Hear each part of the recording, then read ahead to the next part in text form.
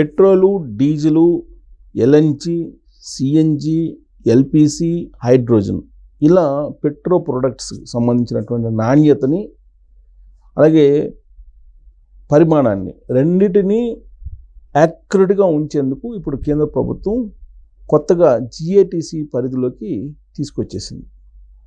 ఇప్పటివరకు మనకు తూనికలు కొలతల శాఖ దీని ఆధ్వర్యంలో ఈ చెక్కింగ్ ఇవన్నీ ఉంటాయి. విజిలెన్స్ కూడా అప్పుడప్పుడు రైడ్ చేస్తుంది.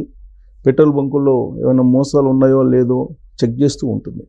కానీ ఇప్పుడు జిఏటిసి పరిధిలోకి తీసుకొచ్చి ఇప్పటివరకు నాణ్యతను పరిశీలించడానికి కానీ పరిమాణాన్ని పరిశీలించడానికి కానీ ఉండేటువంటి ప్రమాణాలను మరింత విస్తృతం చేసింది.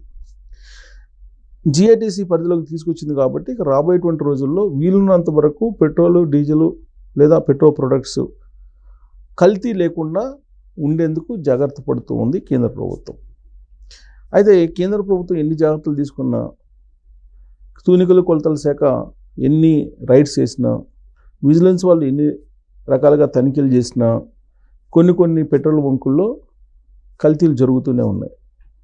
ఎలా కల్తీలు ఉంటాయి సాధారణంగా అంటే నాఫ్తాలిన్ కలుపుతారు, కిరోసిన్ కలుపుతారు, ఇలా కల్తీ చేసి మనకి ఇచ్చే అవకాశం ఉంది.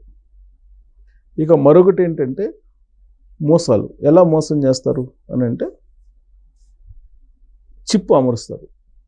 పెట్రోల్ బంకుల్లో మనకి మిషన్ కనిపిస్తూ ఉంటుంది. అక్కడ జీరో చెప్తారు. జీరోకి వాళ్ళు జీరోలో పెట్టి మనకు చూపిస్తారు. డెన్సిటీ కూడా మనకు కనిపిస్తూ ఉంటుంది.